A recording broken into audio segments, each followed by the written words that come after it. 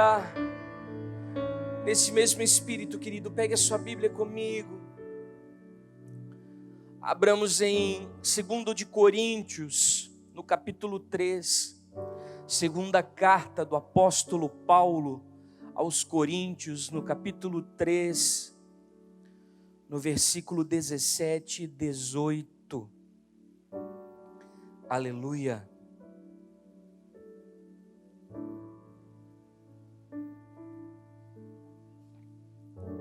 Isso. Ora, o Senhor é o Espírito, e onde está o Espírito do Senhor, ali há liberdade. Mas todos nós com o rosto descoberto. Difícil falar sobre isso num tempo em que estamos usando máscaras. Mas refletindo como um espelho a glória do Senhor, nós somos transformados de glória em glória, na mesma imagem, como pelo Espírito do Senhor. Amém? Curve sua cabeça. Pai de graça, te louvamos pelo privilégio de termos acesso à Tua Palavra. Hoje sabemos, Pai, que em tantos países a Tua verdade é impedida de acessar os corações. Em tantos lugares, pessoas escondem folhas separadas das Escrituras, porque não têm a liberdade de prestar culto a Ti. E nós temos hoje o privilégio de ouvir a Tua Palavra, de sermos ministrados pelo Teu Espírito. Por isso, Pai, que essa ministração desta noite nos conduza a lugares espirituais, em nome de Jesus. Amém? Tome o seu lugar, esteja à vontade. Aleluia. Bom, ontem foi o primeiro dia do inverno, mas de inverno nós não vimos nada, né? Não sei se foi ontem ou anteontem, mas o sol está brilhando e glórias a Deus por isso. Vejo o Senhor nos guardar, né, nos mínimos detalhes. Queridos, eu escolhi essa palavra para ministrar ao coração de vocês sobre como nós devemos viver os processos que Deus permite na nossa caminhada. A palavra glória aqui nesse texto, e quando você vai buscar na etimologia da palavra, seja no grego, ou seja no hebraico, ou seja no aramaico, ela sempre vai ter uma conotação ou um significado de luz. Repita comigo, luz. E quando a Bíblia fala de luz, ela não está falando de um foco. Quando ela fala de luz, ela está falando de iluminação. E todas as vezes que a Bíblia se refere à iluminação, ela está falando sobre uma luz que é trazida sobre as nossas mentes. Ou seja, nós somos transformados através do conhecimento revelado de Cristo. Quando nós estamos vivendo um processo nas nossas vidas, e nós conseguimos entender esse processo sob o ângulo, o prisma, a visão do Senhor, nós acessamos um novo lugar. E é sobre isso que eu gostaria de falar com você nesta noite. O reino de Deus, ele é composto por filhos. Repita comigo, filhos. Quando você nasceu de novo da água e do Espírito, o DNA da eternidade foi engendrado na sua medula. E hoje você recebeu os atributos e as características do Pai. E, portanto, como herdeiro das realidades espirituais, nós precisamos nos movimentar na frequência da eternidade.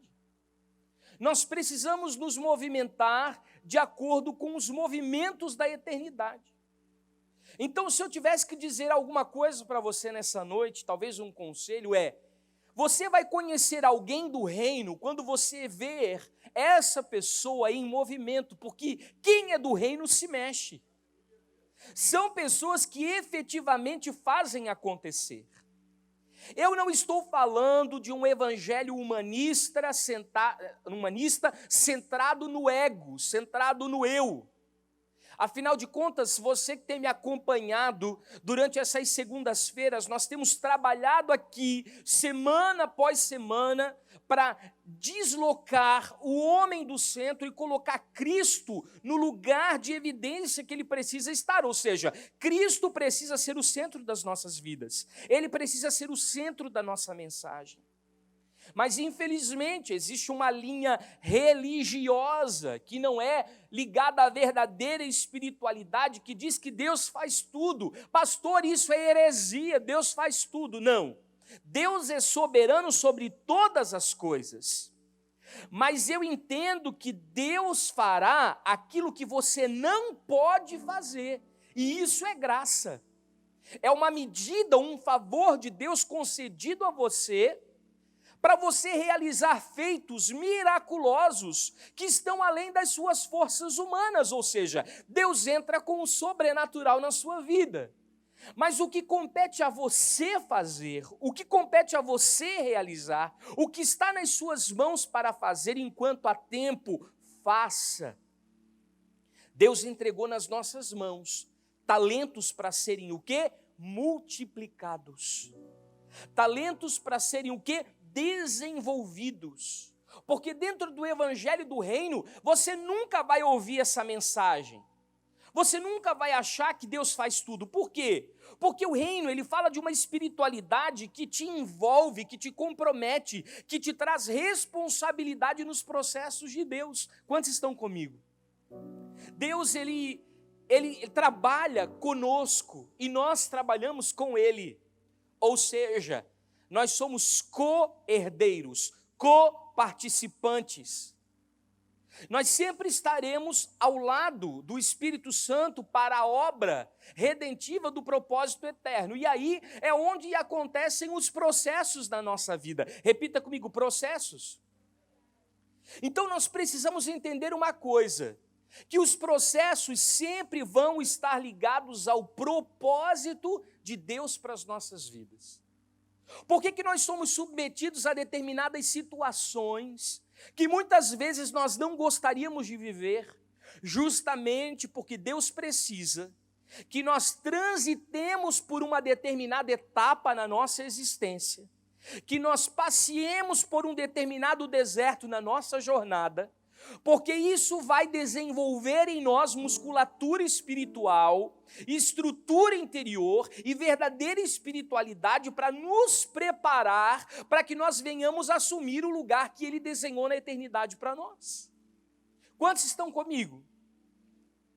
Deus, Ele vai construindo o Cristo dentro de nós durante essas etapas do processo. Eu particularmente costumo dizer que nós não passamos por processos. Eu costumo dizer que, na verdade, nós somos um processo ambulante. Porque nós já nascemos como um processo. E deixa eu falar algo sobre o novo nascimento. Tudo que você passou fora da presença de Deus serviu com um único intuito, de servir como um balizador para que você não volte mais a praticar aquilo que um dia você praticou. Agora, depois que você nasce de novo em Cristo, você jamais vai parar de adquirir a forma dele. E para nós adquirirmos a forma de Cristo, nós precisamos ser moldados, ou formatados, ou entalhados. Ou seja, Deus precisa nos lapidar para que Cristo seja o quê? Visto em nós. Então, mesmo que você não queira viver, há determinadas situações e circunstâncias na sua vida que são extremamente necessárias, porque vão te transformar. Porque lá na frente, Deus já definiu uma forma para a sua vida, e é a forma de Cristo. Nós estamos sendo desenvolvidos até alcançarmos a estatura de varão perfeito. Eu tenho falado sobre isso, que quando Paulo fala sobre as medidas exatas do corpo de Cristo, altura, profundidade e largura, ele fala sobre os segredos insondáveis dos mistérios de Deus, ele está falando justamente do lugar que nós precisamos alcançar. Mas para alcançarmos esse lugar, nós vamos ter que passar por essas etapas para assumir o lugar que Deus desenhou na eternidade. Não há como falar de processos, por exemplo, sem falar de José. José sonhou um sonho maravilhoso, que os astros se prostravam diante dele, que as espigas se prostravam diante dele. Ele se viu como um governante, mas os seus próprios irmãos tinham inveja dele e criaram uma situação para que ele fosse apartado da própria família, o lançaram numa cova, depois o venderam como escravo para uma caravana de ismaelitas. Ele foi levado para Egito para trabalhar na casa de Potifar, acusado de estupro, de assédio sexual, foi parar na prisão, lá esquecido pelo copeiro, esquecido pelo padeiro, enfim, passa muitos perrengues, até que um dia o próprio faraó tem um sonho sobre as vacas magras e as vacas gordas, e não há no reino quem interprete. E José então é lembrado, e é trazido perante Faraó, e ele se torna Zafenate Paneia, ou seja, o governador da maior nação do velho mundo, que era o Egito.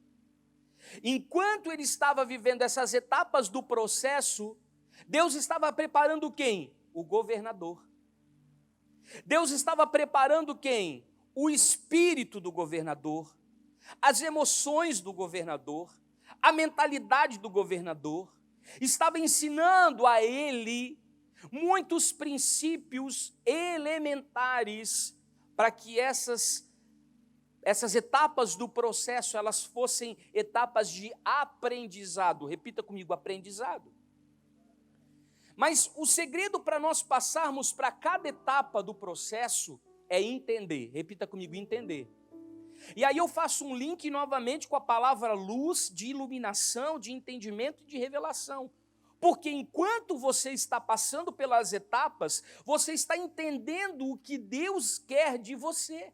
E você vai reagindo e dando respostas. Você vai reagindo e dando passos. E isso te aproxima cada vez mais da conclusão e da plenitude do propósito que Deus tem para a sua vida. Porque isso está acontecendo de dentro para fora. Enquanto você está vivendo essas etapas do processo, você descobre o porquê que Deus te submeteu a determinado tratamento no seu caráter, porque Ele está te preparando para o fim dessa etapa. Então, cada etapa vivida, ela vai te trazendo sabedoria, entendimento, revelação, e esse saber, ele te promove. Coloque a mão na sua cabeça e diga assim comigo: esse saber me promove. Deus, ele te coloca em novos níveis espirituais. Pastor, mas você não sabe o quanto tem sido difícil, o quanto tem sido complicado. Deixa eu te explicar algo. O propósito sempre precisa ser maior do que a nossa dor. Porque nós não vencemos as etapas na alma. Nós não vencemos os processos nos nossos sentimentos e emoções. Nós vencemos esses processos em Deus, no Espírito, porque os processos, eles podem ser dolorosos, mas como nós sabemos, eles nos promovem a novos níveis de autoridade. O Senhor coloca os nossos pés em novas jurisdições espirituais de autoridade. Cada fase do processo que você vai vencendo, vai rompendo tetos espirituais que estão sobre a sua cabeça e vão te aumentando de nível espiritual, vão ampliando seus dons, seus talentos, sua capacidade, isso vai te esticando. Mas eu não posso ser mais do que onde eu cheguei. Se você cruzar os braços e decidir parar, e dizer para o Senhor: Senhor, até aqui eu fui, daqui para frente eu não vou mais, não conte comigo, e você resolver estacionar no meio da jornada, no meio da caminhada, Deus não vai forçar a barra com você. Mas saiba de uma coisa: você só vai chegar até o lugar que você conhece. E você só vai operar espiritualmente dentro daquilo que você sabe.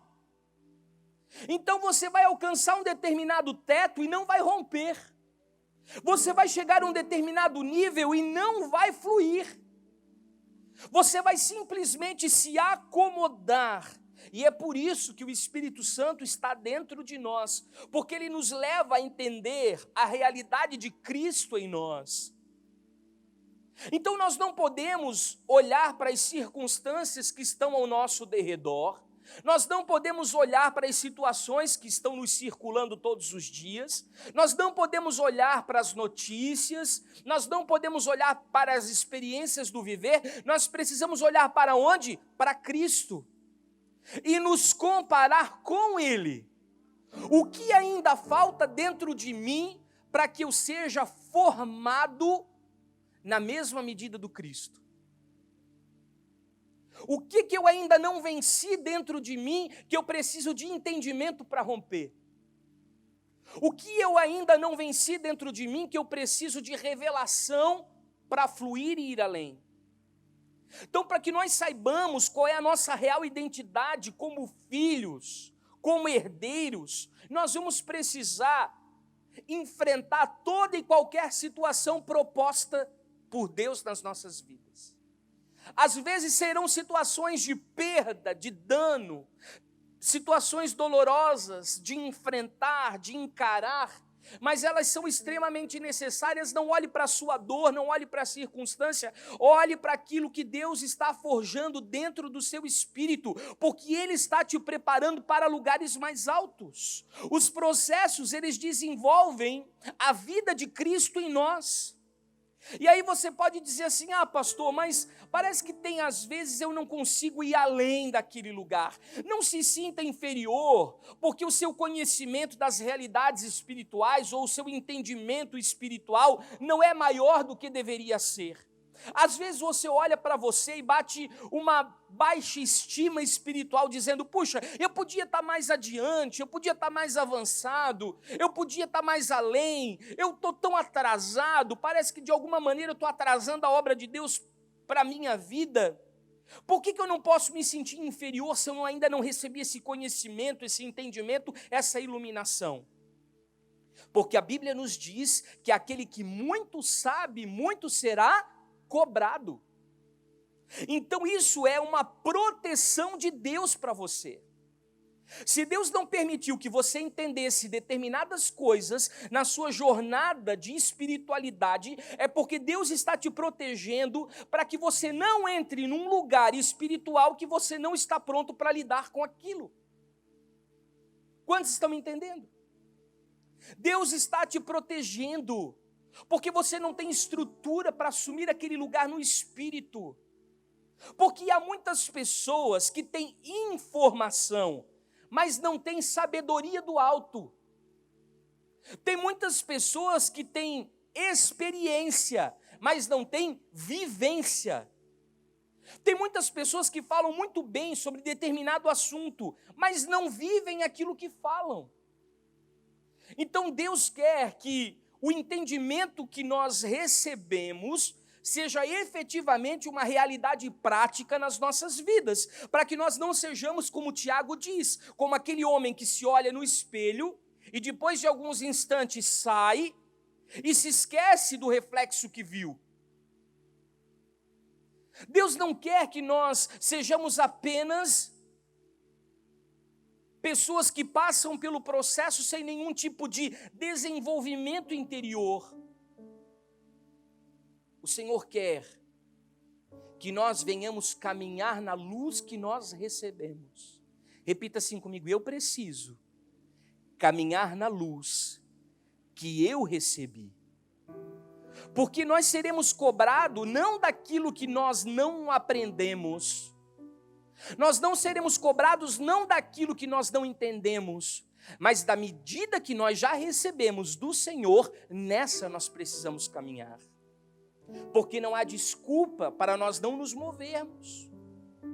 E o objetivo de todos esses processos, ele é único, pastora Gertrudes: revelar o Cristo aos nossos corações.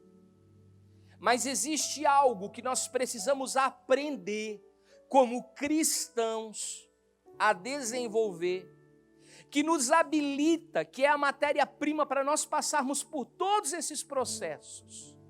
E muitas vezes nós não temos. Uma palavra simples, que muitas vezes está perdida no nosso vocabulário, que se chama humildade. O segredo para eu passar por todos esses processos é eu ser humilde. E humilde não é pensar menos de si, é pensar menos em si. E humildade é o segredo para nós crescermos no conhecimento de Cristo. Porque à medida que nós vamos passando por esses processos, nós vamos ter que aprender a nos submeter a determinados tratamentos que nós não gostaríamos. Sabe, lá em casa, a gente detesta injeção. E sem querer a gente acaba transferindo isso para os filhos. Então quando o Arthur tem que tomar uma vacina, lá em casa parece que está caindo o céu. Ele não gosta. Mas a gente sempre fala a verdade para ele. Ó, a gente está saindo de casa, nós vamos ao médico, a gente vai à clínica e você vai tomar a vacina. A gente nunca mentiu para ele. Ah, a gente só vai lá dar uma volta e para o carro na frente da clínica, baixa a criança e né, engana a criança. Que tipo de pai é a gente, né? Que tipo de confiabilidade a gente está construindo no coração do nosso filho? Isso não existe. Mas a gente fala para ele, você vai tomar a vacina. Ele vai chorando. Mas a gente sempre vai convencendo ele de que a vacina é bom porque protege. A vacina é bom porque ele vai ficar imunizado. A vacina é bom porque ele vai ficar guardado. A gente tem um argumento. Então, quando a gente passa pelos processos de Deus, a gente precisa entender assim, ó, que dói, mas é bom. Dói, mas é necessário. É preciso. Porque senão nós vamos ficar estacionados para o resto das nossas vidas, sem nos desenvolvermos. Eu explico. Para que você tenha uma revelação mais clara de Cristo, você vai ter que passar pelos processos. Só que no processo, primeiro, Rosita, você vai ter que ser exposto a espaços indesejáveis. Ou seja, Deus vai te colocar em lugares que você não gostaria. Segunda etapa do processo, você terá que viver situações complicadas, ou seja, você vai ter que encarar circunstâncias das quais você queria fugir. E terceiro, você vai encontrar pessoas terríveis, mas altamente necessárias, que você gostaria até de evitar, mas elas são muito oportunas para aquilo que Deus quer fazer na sua vida, porque as pessoas que você não consegue transformar, elas te transformam. Então você vai ter que aprender a viver num espaço que você não gosta, a encarar situações que você não gosta, e a viver com pessoas que você não gosta, mas vai ter que aprender a amar. E isso é cruz, porque isso é humildade. E isso, gente, não vai acontecer uma ou duas vezes na sua caminhada. Isso vai acontecer sempre, porque isso é um processo interminável na nossa vida. Sabe por que é um processo interminável na nossa vida? Pelo simples fato, pastor Horácio, nós fugimos dos espaços em que Deus nos coloca. Nós fugimos, pastor Israel, nós driblamos as situações, a gente dá um balão nas circunstâncias que a gente deveria enfrentar e não enfrenta. E nós evitamos contato e relacionamento com as pessoas que Deus envia para nos tratar. Então a gente fica num círculo vicioso de reprovação constante no processo. Por isso que requer da nossa parte humildade, para aceitar primeiramente, eu preciso crescer, e para crescer eu tenho que enfrentar, porque isso vai gerar em mim maturidade. Eu preciso de humildade para lidar com pessoas que Deus vai enviar para o meu desenvolvimento, para o meu processo de espiritualidade, para o meu avanço interior. São pessoas que não adianta, aquela famosa história do que o brasileiro diz, o santo não bate. Mas você vai ter que enfrentar. Abra comigo Atos, capítulo 18, do versículo 24 até o 28. Quantos estão me acompanhando? Para você que está em casa, Atos dos Apóstolos, no capítulo 18, do versículo 24 até o 28. Diz assim: enquanto isso, um judeu chamado Apolo, repita assim comigo, um judeu chamado Apolo, natural de Alexandria, chegou a Éfeso. Ele era um varão, repita comigo, varão, culto e tinha grande conhecimento das Escrituras. Fora instruído no caminho do Senhor e com grande fervor, ele falava, ensinava com exatidão acerca de Jesus, embora conhecesse apenas o batismo de João. Logo começou a falar corajosamente na sinagoga. Quando Priscila e Áquila, repita comigo, Priscila e Áquila, o ouviram, convidaram-no para ir à sua casa e lhe explicaram com mais exatidão o caminho de Deus. Querendo ele ir para a Caia, os irmãos o encorajaram e escreveram aos discípulos que o recebessem. Ao chegar, ele auxiliou muito os que pela graça haviam crido, pois refutava vigorosamente os judeus em debate público, provando pelas Escrituras que Jesus, ou Yeshua, é o Cristo, o Messias, o ungido Filho de Deus. Quantos me acompanharam nessa mensagem aqui? Tem alguns elementos que são chave nesse texto bíblico aqui e que vale muito a pena nós nos aprofundarmos.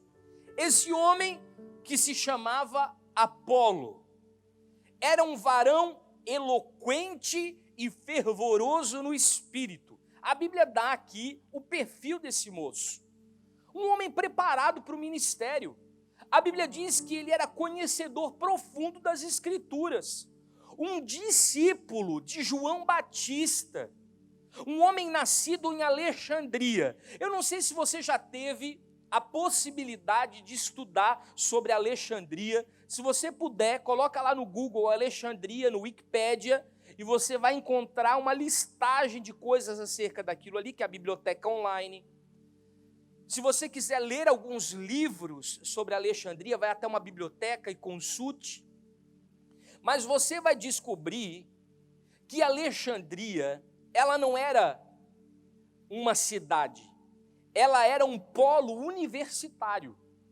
Alexandria é um lugar onde as pessoas tinham um nível de entendimento e de conhecimento realmente muito sofisticado. E Apolo, inclusive, teve aprendizado em hebraico, por isso que ele foi para Éfeso, e ele conseguia falar tanto grego quanto hebraico, e conseguia entrar nas sinagogas e ter esse relacionamento. Então ele era um homem genial, um varão super preparado. Alexandria, para vocês terem uma ideia, ele tinha uma biblioteca que era uma das maravilhas do mundo. Tinha 7.000 volumes e que foi destruído, infelizmente. A Biblioteca de Alexandria é algo histórico quando você estuda um pouco sobre a história da igreja. Era uma escola semelhante à escola de Gamaliel, onde Paulo aprendeu aos pés de Gamaliel, onde Paulo havia estudado. E esse homem era um homem hábil no uso das palavras, era um especialista nas ideias e nos pensamentos. Mas deixa eu falar uma coisa para você aqui. Não basta ter o conhecimento correto se o seu nível espiritual está incompleto. Volto a dizer, não basta você ter o conhecimento correto se o seu nível espiritual está incompleto.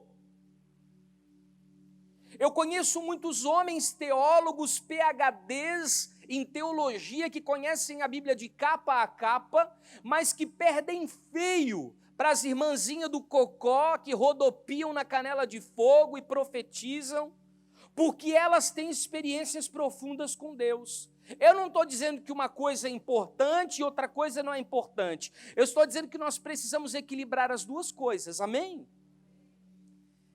o que aconteceu com esse moço? Cristo para ele era uma incógnita. A Bíblia diz que ele falava sobre Jesus. Ele não conhecia o Cristo. Ele não sabia sobre o Messias enviado, que era o unigênito do Pai, a plenitude da criação, o que está assentado à destra de Deus, o que havia ressuscitado dos mortos, o que poderia dar uma nova vida, uma nova natureza, o que poderia revelar por meio do Espírito coisas inefáveis, como levou Paulo até o terceiro céu. Ou seja, ele poderia ter um acesso a uma espiritualidade, mas ele estava travado no quê? No conhecimento, porque Cristo para ele era uma incógnita. Ele conhecia quem? Jesus das historinhas bíblicas, Yeshua de Nazaré, filho de Maria, filho de José o carpinteiro. Ou seja, o que ele sabia era o que João Batista havia ensinado e deixado como escrito no seu discipulado. Ele pregava profundamente sobre as Escrituras, era fervoroso no Espírito, mas o seu nível o levava somente até onde ele conhecia. É aqui que mora. O seu nível espiritual vai te levar somente até onde você conhece. Por que muitos milagres não acontecem na sua vida? Porque você ainda não entendeu, não recebeu a revelação. Por que muitos prodígios não acontecem na sua jornada? Porque você não conhece, você não recebeu a revelação. Você tem um conhecimento que é logos, mas você não mergulhou profundamente naquilo que é rema. Então Deus prepara duas pessoas. E eu gosto muito desse texto. Se o Xande puder fazer isso para mim, jogar lá uma parte do texto, que é, eu acredito que o versículo 3 ou o versículo 4, que diz assim: logo começou a falar corajosamente na sinagoga, quando Priscila e Áquila o ouviram. Se você puder jogar isso aqui no telão para mim, Alexandre, eu vou te agradecer. A Bíblia diz que Áquila e Priscila eram fazedores de tenda. Quando você estuda um pouco mais profundamente o que eles faziam, na verdade eles faziam talits. Essa palavra tenda, no original, não é rede, não é cabana, é talits, aquele gadol que os judeus ortodoxos usam, ou tzitzi, que são aquelas borlas no manto que Jesus, inclusive, como um rabino, usava. Foi ali que a mulher do fluxo de sangue colocou a mão e foi curada. Então eles produziam isso, talits e tzitzi. E eles haviam sido expulsos de Porto por conta de um decreto de Roma lançado pelo imperador Cláudio e apareceram lá em Éfeso. E Paulo os adotou como filhos e começou a discipulá-los. Então tudo que aquele homem conhecia, Apolo, além do Antigo Testamento, era a mensagem de João Batista. E ele estava ainda aguardando a manifestação do Messias. Então, imagine, a que conclusão nós chegamos? Que as comunidades por onde Apolo passou, ele pregou muito, mas aquelas comunidades, elas não conseguiram alcançar um nível espiritual maior, porque ele não ultrapassou aquele teto de entendimento. Quantos estão me entendendo? Porque ele ia até um determinado nível. Então, quando ele prega sobre o batismo de João, ele vai até um determinado lugar, ele vai até um determinado nível, mas existe um outro batismo, que é o batismo de Cristo. Deus, então, apresenta para Priscila e Áquila, que são mentores geracionais, formadores de profetas, tutores de ministros do Evangelho, do Novo Pacto, que passam, então, a discipulá-lo. Porque a Bíblia, gente, cita a narrativa de que ele era varão judeu. Repita comigo, varão judeu. Então, por que Deus quer nos mostrar isso? Ele quer nos mostrar que para vencer a etapa processual da nossa vida, nós precisamos quebrar paradigmas e fortalezas e crenças que estão estabelecidas nas nossas mentes espirituais, nos impedindo de romper tetos espirituais. Tem muitos milagres que você poderia estar vivendo, muitos prodígios que você poderia estar vivendo, muitas maravilhas que você poderia estar vivendo, mas você não alcança esse nível, porque o teto dos paradigmas te impede de subir. Porque você não está recebendo a glória, você não está recebendo a revelação, você não está recebendo o entendimento. Isso está ficando claro para vocês, gente? Deixa eu explicar. Precisa acontecer na nossa vida um rompimento mental de todas as crenças que nos aprisionam a uma velha vida. Porque se nós não quebrarmos essas estruturas da velha natureza, nós nunca vamos ter uma revelação do Cristo e daquilo que Ele pode fazer nas nossas vidas. Nós não vamos acessar esse lugar sobrenatural. Então eu quero analisar esse cenário com base nessa narrativa com você. Primeiro, a Bíblia chama ele de varão. Por que a Bíblia faz questão de chamar ele de varão? Porque esse é um termo machista usado pelos judeus ortodoxos para se referir a um senhor respeitável. Ou seja, ele era um homem venerável. Segundo, ele era judeu. Ele provinha de uma cultura o quê? Mosaica. Uma estrutura legalista construída por Moisés. E quem é que estava exatamente no caminho de Apolo? Quem é que Deus prepara para tratar com ele? Priscila. Escuta, conseguiu achar, Xande, o texto? Geralmente, quando você vai ler os textos de Paulo falando sobre a casa de Áquila e Priscila, o nome Áquila vem primeiro e Priscila vem depois. Você já percebeu isso? Porque primeiro Paulo se refere ao sacerdote da casa, ao cabeça da família, ao provedor daquele lugar, para depois então ele se referir à mulher. Mas aqui não, ele coloca o nome de Priscila primeiro. Ele diz que Priscila e Áquila. Ouvindo, porém, Priscila e Áquila, Atos 18 e 26. Tornaram-no consigo e com mais exatidão lhe expuseram o caminho de Deus. Priscila aqui, gente, é citada primeiramente do que Áquila. Para um varão judeu, aprender de uma mulher era extremamente degradante, humilhante, pedante, receber uma instrução feminina. Você não sabe o que é isso no mundo ortodoxo judeu atual. Você imagina isso nessa época, em Atos dos Apóstolos, quando a lei mosaica ela era vigente de uma forma muito mais ativa. Na cultura daquele jovem, uma mulher jamais ensina. Na cultura daquele jovem, nenhum mestre da lei como ele, nenhum rabino pode ser tocado por uma mulher. Na cultura daquele jovem, uma mulher jamais pode dirigir a palavra em público para um varão. Mas para aprender sobre Cristo, e para vencer os processos, e para passar pelas etapas que nos levarão a alcançar novos níveis, nós vamos ter que aprender a quebrar os nossos preconceitos. Por isso é que Paulo vem dizer que em Cristo já não há judeu nem gentil, nem homem nem mulher. Por quê? Porque não se aprende de Cristo por meio da cultura, se aprende de Cristo por meio do reino. A cultura vai te ensinar sobre o moço judeu da Galileia.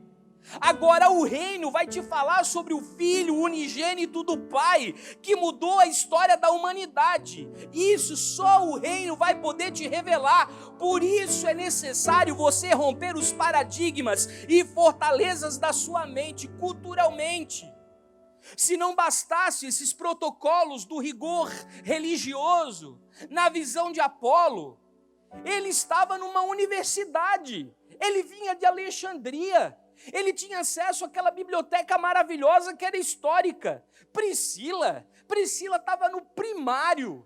Priscila não tinha o que ensinar para ninguém, mas ela pegou esse jovem pela mão, o levou para casa, abriu as escrituras e começou a lhe falar do Cristo, da revelação do Messias. Se ele fosse se guiar pela cultura e não fosse pego pelo reino, ele diria: que me ensine então Áquila, que me chame para ministrar comigo Áquila, mas jamais Priscila, porque ela é uma mulher. Mas no reino do Espírito, Priscila, ela estava num nível espiritual acima dos processos. Priscila estava além na revelação. Priscila estava adiantada muito mais do que o conhecimento humano que aquele jovem tinha. Então, Áquila e Priscila, eles tinham sido discipulados por quem, gente? Nada mais, nada menos do que o apóstolo Paulo. Eles estavam preparados, eles convenciam judeus ortodoxos dentro das sinagogas a se tornarem cristãos. Eles pregavam aos gregos com aquele panteão de deuses que eram venerados dentro da mitologia grega e falavam nas praças enquanto vendiam tendas e as pessoas se convertiam ali. Então o que eu aprendo com isso? Que a matéria-prima para o meu crescimento interior, para a minha verdadeira espiritualidade, ainda vai ser a humildade. Porque se você quiser alcançar Paulo, você primeiro vai ter que passar pelas Priscilas.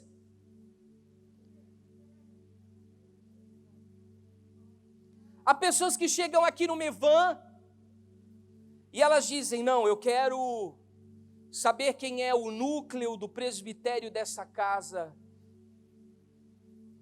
de paternidade, porque eu recebo diretamente do coração do apóstolo Luiz Hermínio, do profeta Jackson, do profeta Júnior, da profeta Vanessa.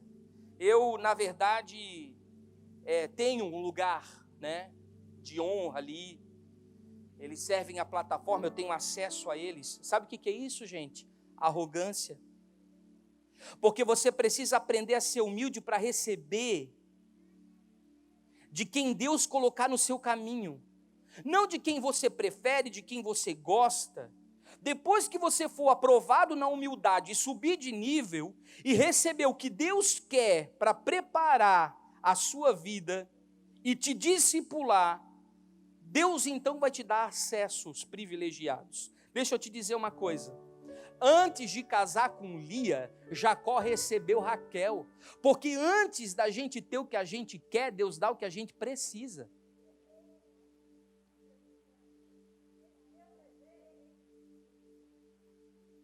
Mas não era muito bem isso, Jesus, mas é o que temos para hoje. Sabe por quê?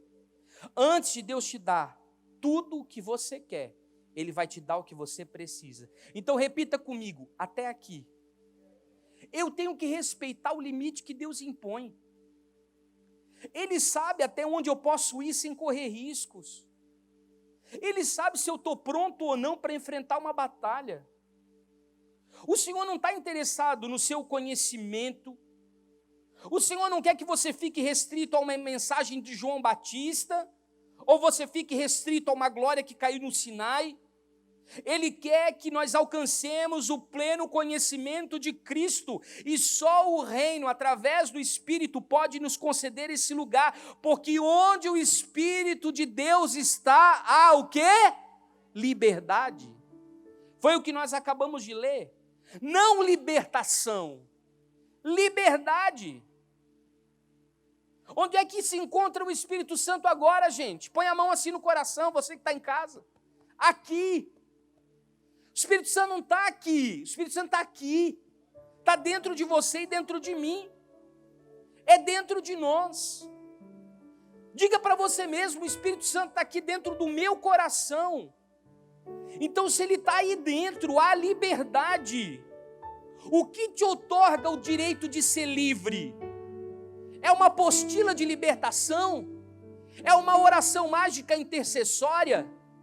É passar por um aconselhamento? Não, é você ter nascido de novo da água e do Espírito, ter sido lavado no sangue da cruz, ter recebido o Espírito Santo. Isso vai te levar a lugares e níveis sobrenaturais, mas Deus vai sim preparar pessoas para te confrontar, vai preparar sim pessoas para sentar na sua frente e conflitar com você, pessoas que talvez você não tenha afinidade, mas você vai ter que suportar em amor. Por quê?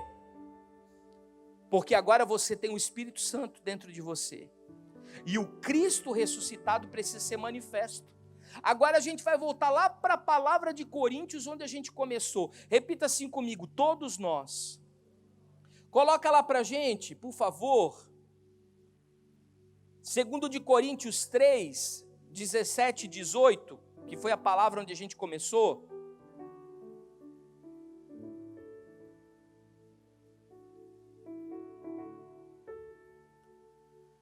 A Bíblia diz assim, repita comigo: todos nós, olhando com o rosto descoberto. O que é o rosto descoberto? Quando você chega em casa, você vai tomar o seu banho, você vai passar o álcool em gel, e a primeira coisa que você faz quando você chega, agoniado, tirar o quê? A máscara. Ou coisa difícil aprender a se adaptar a essa máscara. Principalmente quando ela é de tecido, né? Parece que você está morrendo sufocado. Dá dor de cabeça, tontura. Mas aqui a Bíblia fala sobre o rosto descoberto. O que é o rosto descoberto, pastor Israel? É tirar os filtros da velha natureza, os filtros das velhas crenças. E aí agora eu posso o quê? Ver e perceber a glória de Deus num foco preciso e absoluto, refletindo em mim. Então eu tenho que remover essa capa que bloqueia a passagem da glória. Aqui é que entra aquele ponto da nossa responsabilidade. Quantos lembram? Diga assim: a responsabilidade é minha. Então nós temos que remover a capa que bloqueia a passagem da glória. Não é Deus que remove, sou eu quem removo. A Bíblia diz: todos nós, olhando com o rosto descoberto, removemos essa capa que bloqueia, e aí a passagem da glória acontece. Não é Deus que remove isso da minha vida, sou eu que tomo a iniciativa de remover. E aí então Deus entende que eu usei o meu livre-arbítrio, a minha capacidade de escolha, para dizer: venha sobre mim um novo nível de entendimento, venha sobre mim um novo nível de revelação, venha sobre mim um novo nível de sabedoria. E aí o Senhor passa a refletir a sua glória sobre as áreas de debilidade da minha vida, que estão me impedindo de avançar nesse processo nele.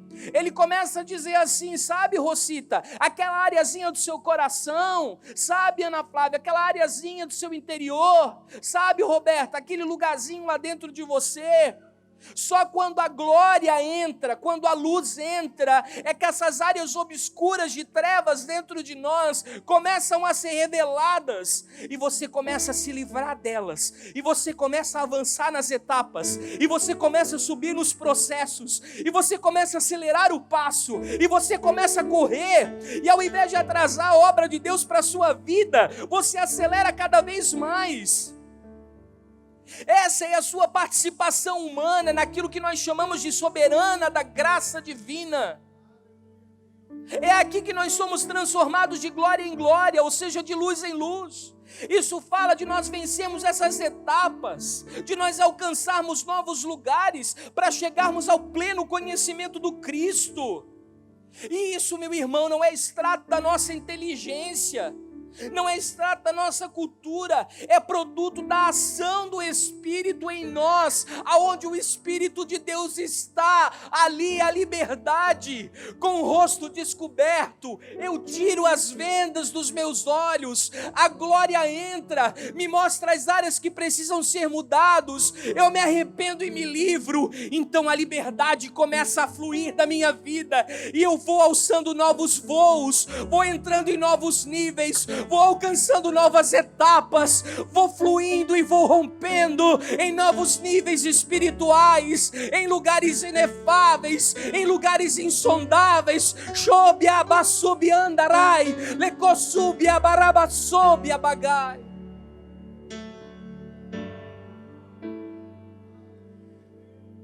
Levante suas mãos ao alto, comece a glorificar ao Senhor. Shobi alabassuri biandara lavassuri bichei de cloba subi andará se abagar.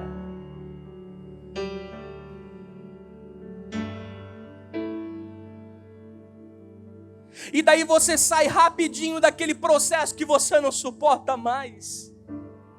Você não pula etapas, você enfrenta etapas. Porque a glória expõe diante de Cristo as áreas que precisam ser trabalhadas.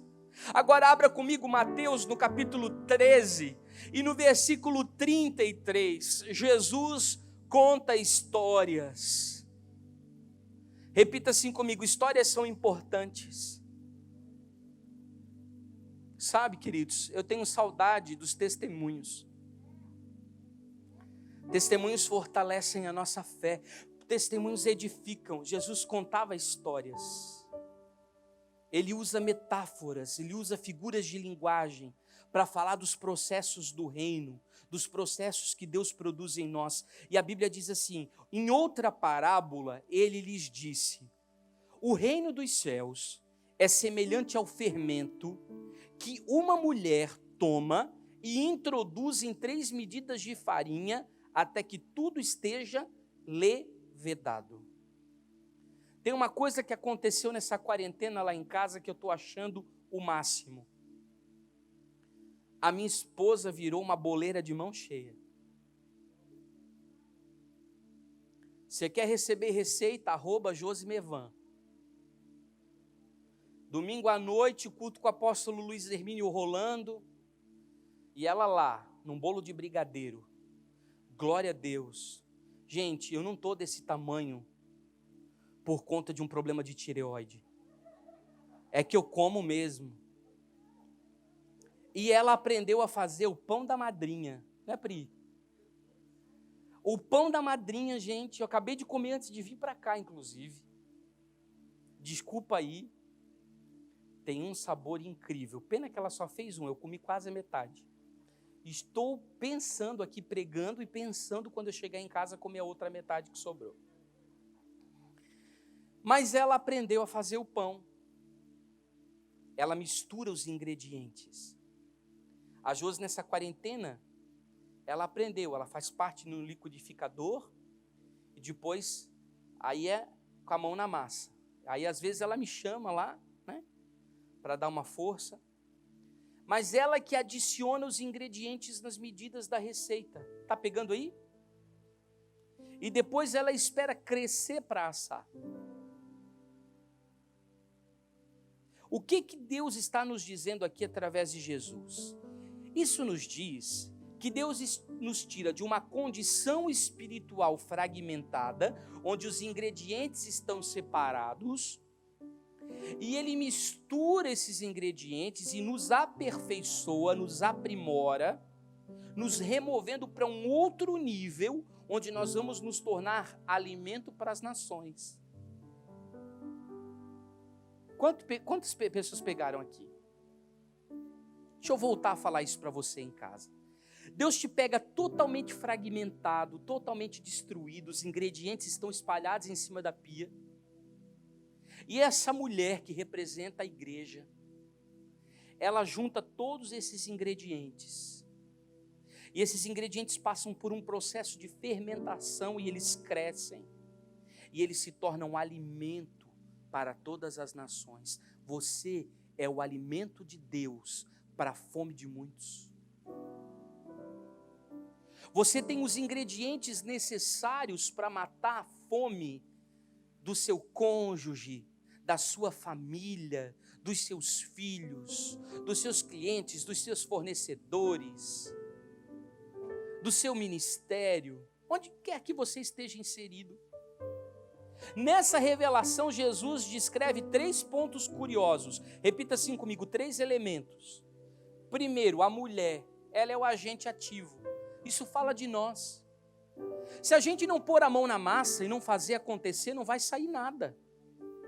O pão não se faz sozinho.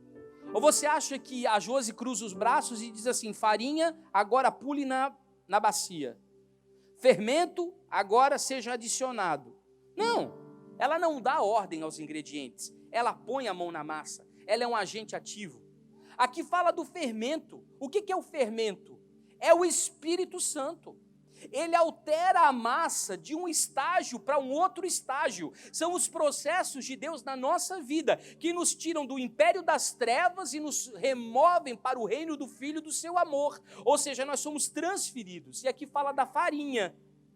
O que é a farinha, gente? É a vida. Você já experimentou pegar um pouco de farinha, pastora Gertrudes? A senhora que veio de Vidal Ramos. Olha só, coisa linda, fazia pão de casa, naquele forno a lenha, coisa linda. Pegar um pouco de farinha, fechar na mão assim e colocar contra o vento. Quando você for abrir a mão, vai ter pouco trigo na mão, porque a farinha se esvai. Assim é a nossa vida. O tempo está passando e você está de braços cruzados sem vencer as etapas. Você está perdendo vida e não está vencendo os processos. As coisas estão acontecendo diante de você e você está paralisado. Por quê? Porque você está perdendo vida. Porque desde que você nasceu, você está nesse processo.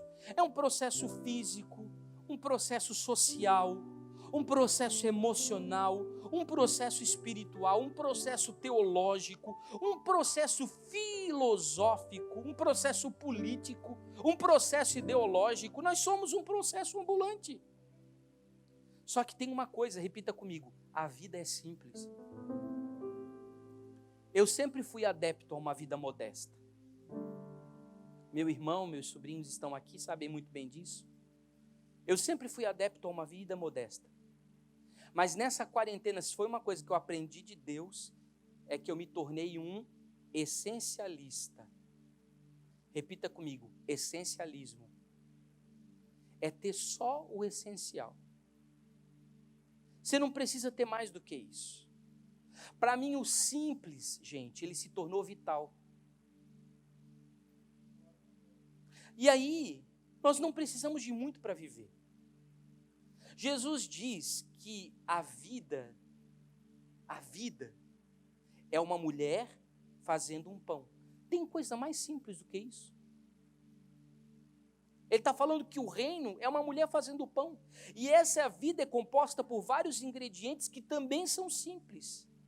Mas se você não arregaçar as mangas, se você não abrir os seus olhos, se você não se posturar da maneira correta, e se você não misturar os ingredientes, você não vai ter pão para pôr à mesa.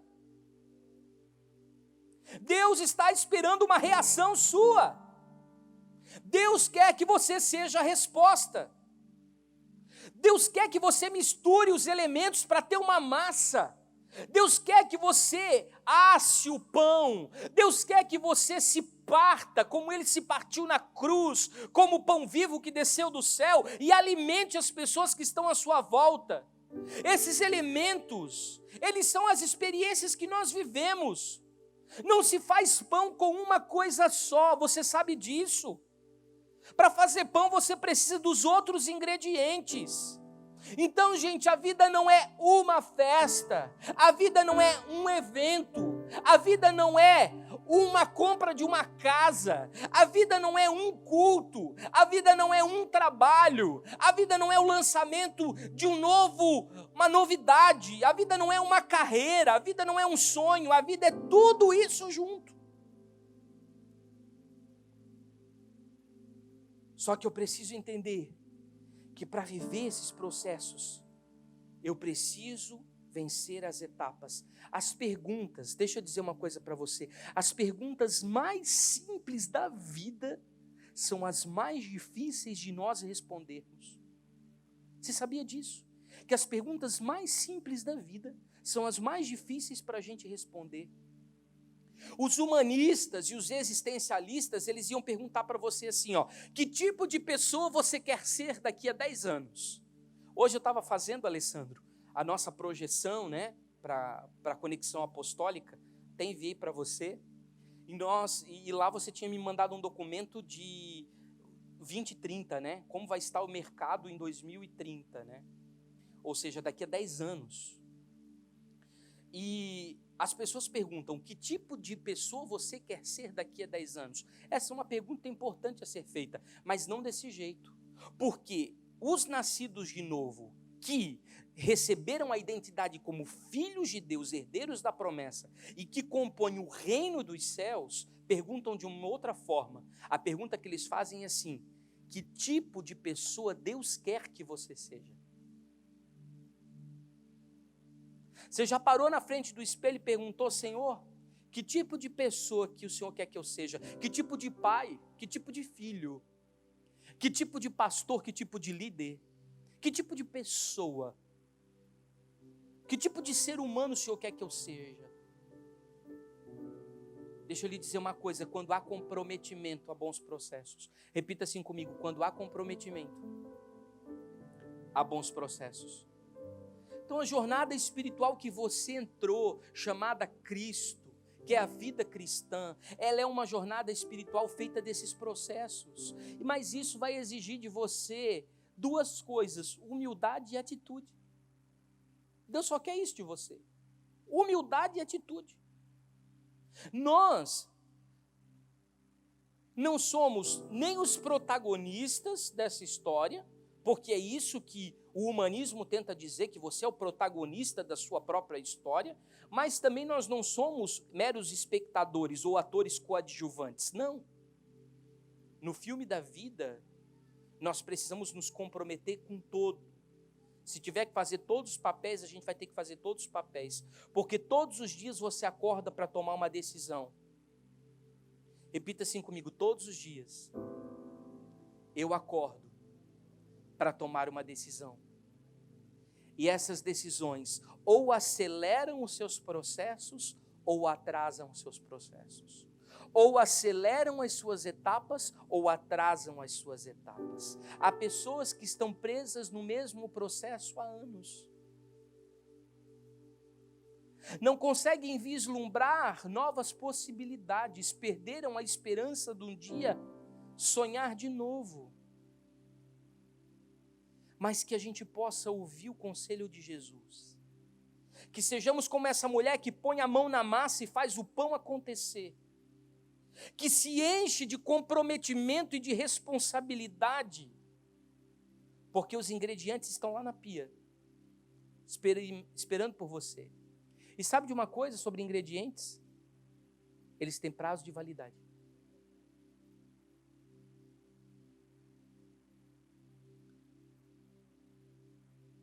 Você precisa fazer pão. E pão que tenha sabor, para matar a fome das nações. Fique de pé comigo.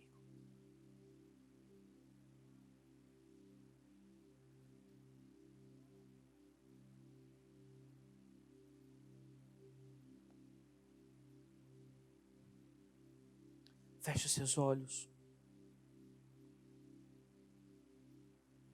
Eu quero orar com você nessa noite. Que nós possamos nessa noite, com o rosto descoberto,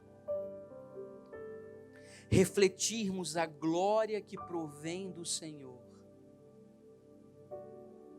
E o Espírito de Deus que está em nós e que nos dá liberdade.